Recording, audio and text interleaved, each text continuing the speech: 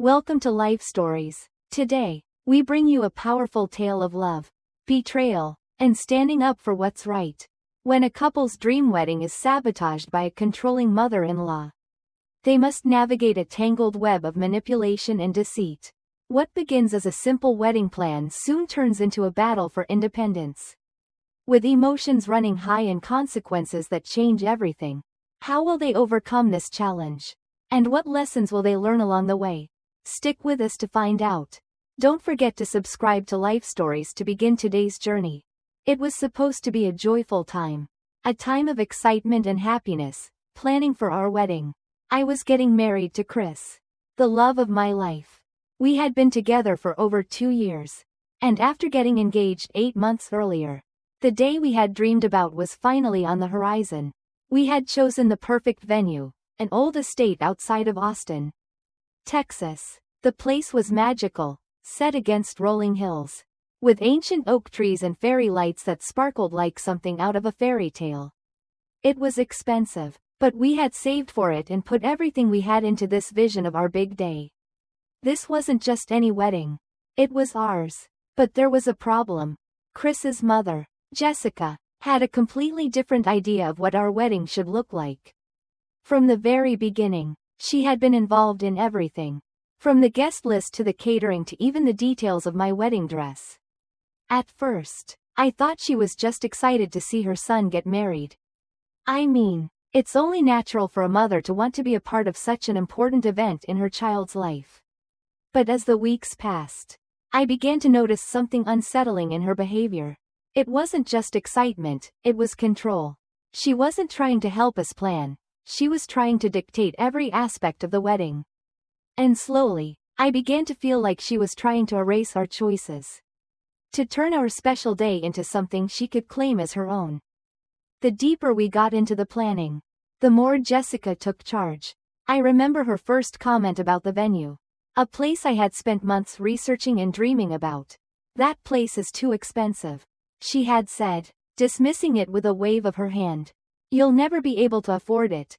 You should consider something more traditional, more sensible." But we had already made our decision. It was our wedding, our money, our dreams, and yet she was relentless. She pushed for a church venue, suggested her friends for the catering, and even recommended that I change my dress to something more modest. What she didn't understand was that it wasn't just about the wedding day. It was about us building our life together, our choices, and our future. But I kept quiet, trying to stay calm. I didn't want to upset Chris by challenging his mother. She was his mother, after all, and I didn't want to be the one to cause tension between them. But the more Jessica interfered, the more I began to feel suffocated, and I knew that something had to change. Then came Thanksgiving. It was at her house in Houston, and Chris and I had traveled there for the holiday. We were surrounded by family, and for a moment, I thought maybe I was overthinking things. Maybe I was being too sensitive.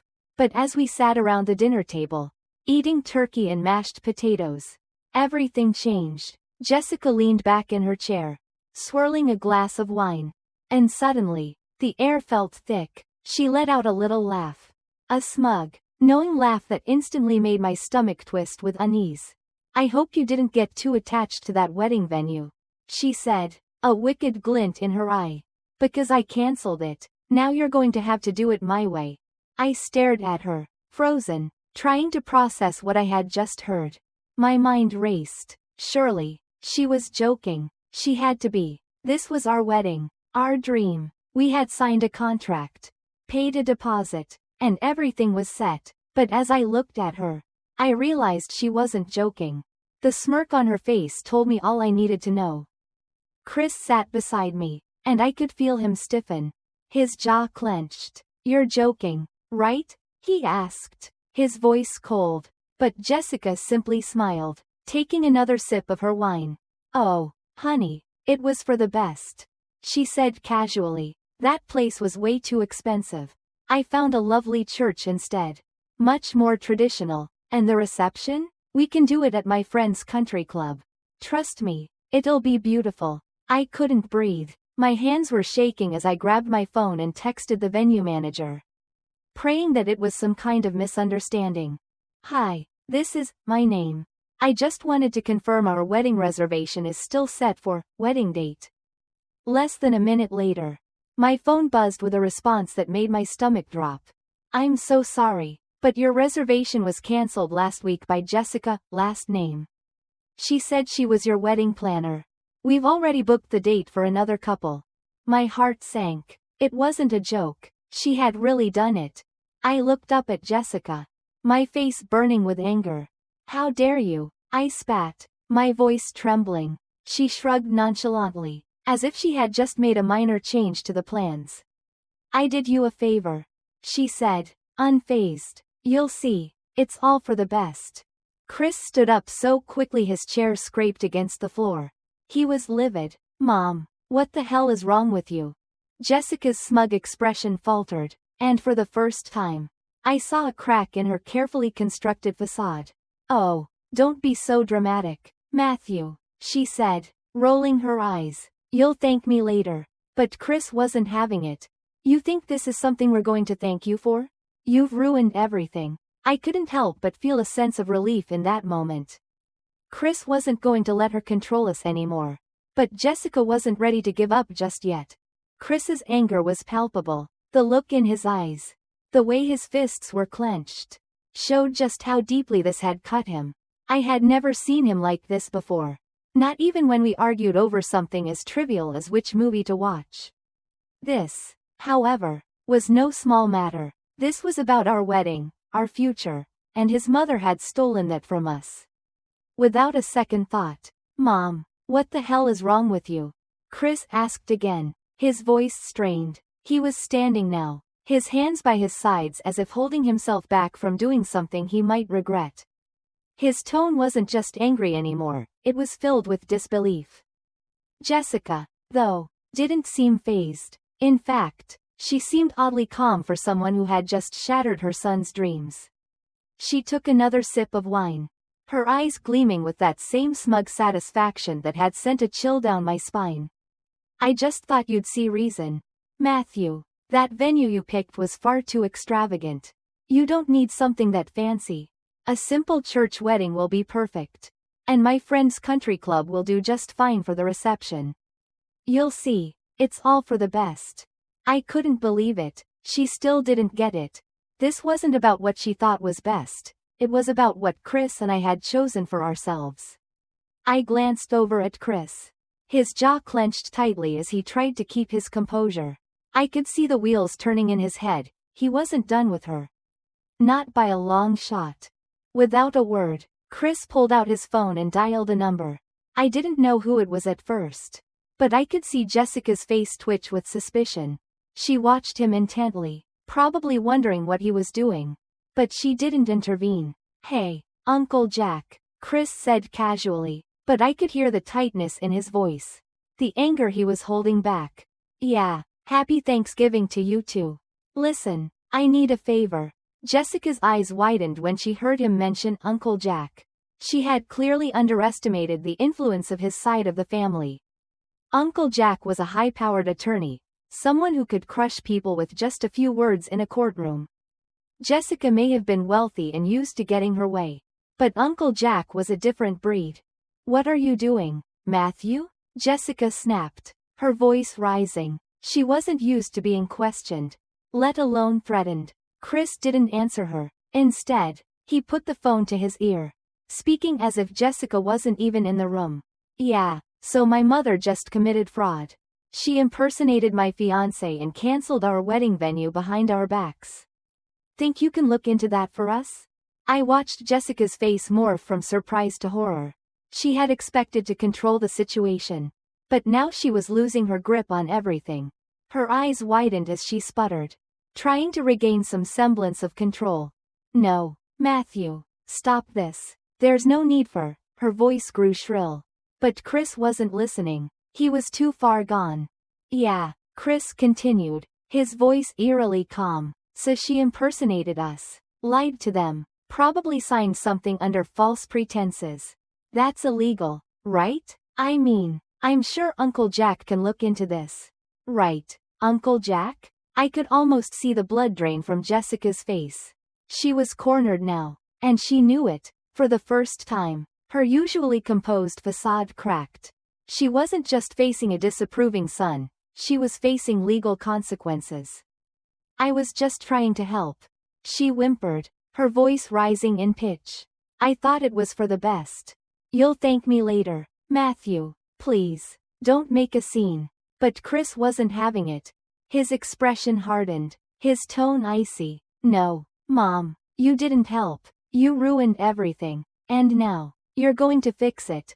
There was a long, uncomfortable pause. Jessica seemed to shrink in on herself, her mouth opening and closing. But no words came out. I could see the realization dawning on her. She had gone too far. And there was no turning back now. The room was still, the tension thick in the air. It was as if time had frozen. And I could feel the weight of the moment. Chris wasn't the same person I had known just an hour ago. He had shed the sun trying to placate his mother and had become the man who was finally standing up for himself, and for us. I knew there was no going back from this. Once the truth had been laid out. Once Chris had stood up for what was right. There was no room left for manipulation or control. Fix this, Chris repeated, his voice low but firm. You're going to call the venue. You're going to tell them you lied. And if they don't reinstate our booking, you'll pay every cent to find us a new one we choose. I couldn't help but admire Chris's strength. He wasn't backing down, and even though Jessica's face twisted with panic, he didn't flinch. This was no longer about a wedding. It was about respect, about standing up for ourselves and demanding the right to live our lives on our terms. Jessica's lips pressed into a thin, trembling line. She seemed to want to argue. But she knew there was no defense for what she had done. Her control over us was slipping away, and she was powerless to stop it. Chris's next words hit like a bombshell. And if you don't fix this, you're not invited to the wedding. If you keep pushing, we'll go no contact. I could see the panic in Jessica's eyes now. For the first time in her life, she was facing real consequences. And she didn't know how to handle it. The smug confidence she had once worn so proudly was gone, replaced by desperation. As she opened her mouth to say something, Chris cut her off. No more, I'm done. And with that, the battle for our wedding, and for our lives, had begun. The tension in the room felt suffocating. Like every breath I took was too heavy. We had drawn the line in the sand. And Jessica knew it, but instead of stepping back, instead of admitting defeat or even attempting to apologize, she did something I wasn't prepared for. She smirked. It was a slow, deliberate smirk, one that made my stomach turn. I had hoped, in that moment, that she would just back down. That this nightmare would end and we could begin to heal from the damage she had caused. But instead, Jessica tilted her head, her eyes glinting with that same arrogance I had come to loathe. Oh, sweetheart, she said, her voice dripping with condescension. You think you hold all the cards? You think you can just threaten me with no consequences? You're forgetting something very important. I could feel Chris stiffen beside me. And my heart dropped. What more could she possibly say? Had she already taken enough from us? I braced myself, waiting for the next bombshell. Jessica leaned forward, her elbows on the table as she fixed us both with a knowing smile. It's the money, she said, almost too smugly. A chill ran down my spine. The money? I knew exactly what she meant. But hearing her say it out loud made my blood run cold. She knew how much our venue had cost.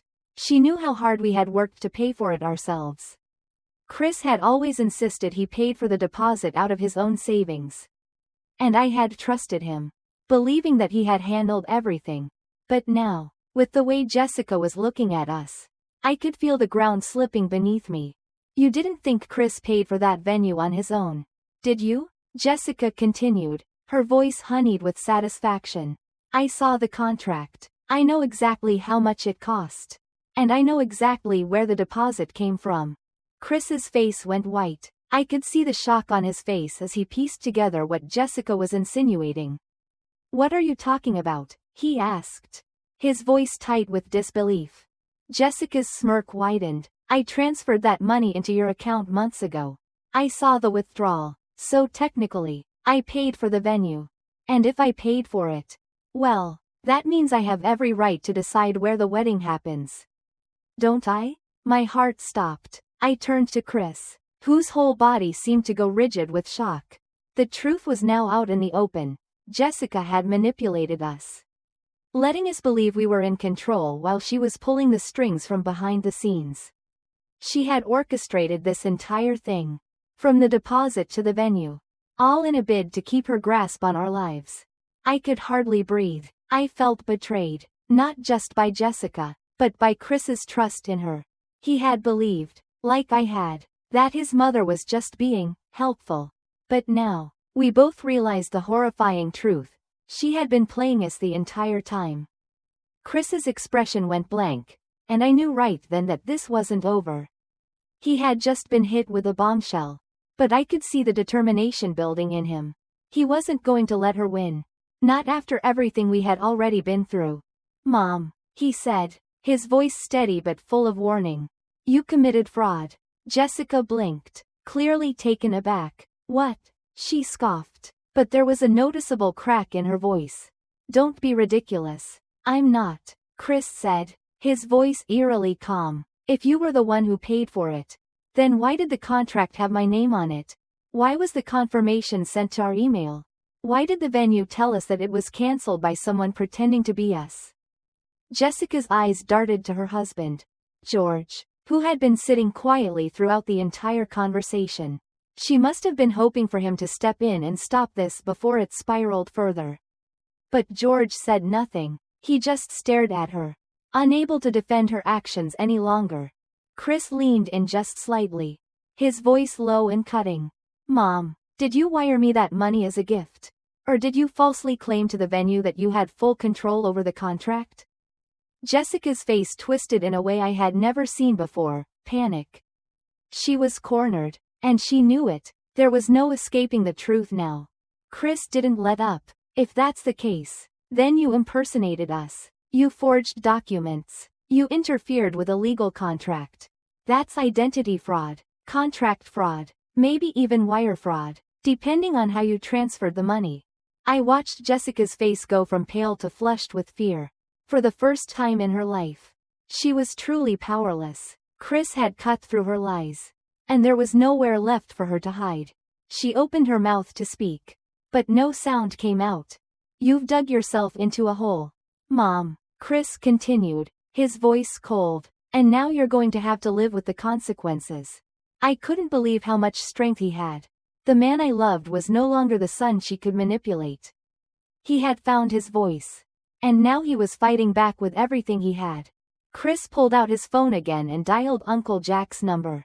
I didn't need to hear the conversation to know that Jessica was in serious trouble. She had underestimated us for too long, and now she was facing the consequences. But there was more. As Jessica's desperation grew, Chris turned to me, his face serious. We're moving up the wedding, he said, next month. I blinked, unsure if I had heard him correctly. What? Chris smiled at me, and for the first time since this nightmare had started, I saw the calm, confident man I had fallen in love with. We're getting married next month. And it's going to be exactly how we want it, without her. And just like that, our new beginning had already begun. As the days passed, everything seemed to fall into place. We quickly found a new venue. A beautiful private vineyard nestled in the rolling hills of the Texas Hill Country. Much more intimate and reflective of who we were as a couple. We moved swiftly, with the help of Uncle Jack's connections. And before we knew it, we had secured a new wedding date, next month. It wasn't the wedding Jessica had envisioned, but it was ours. When Jessica found out she wasn't invited, she went into full meltdown mode. The calls, the desperate texts, the pleading from her husband, all of it fell on deaf ears. Chris stood firm, refusing to let her manipulate her way back into our lives. If she shows up, he told his father, I'll have her removed. There was no going back now. The wedding day arrived, and it was everything we had dreamed of. The vineyard was stunning, the food was incredible, and the atmosphere was filled with love and warmth. surrounded by friends and family who supported us. We exchanged our vows, the culmination of everything we had worked for, together. Meanwhile, Jessica sat outside the gates, screaming at security, trying to gain access. They turned her away twice, telling her she wasn't on the guest list. In that moment, I realized how far she had fallen, cut off not just from our wedding, but from our lives entirely.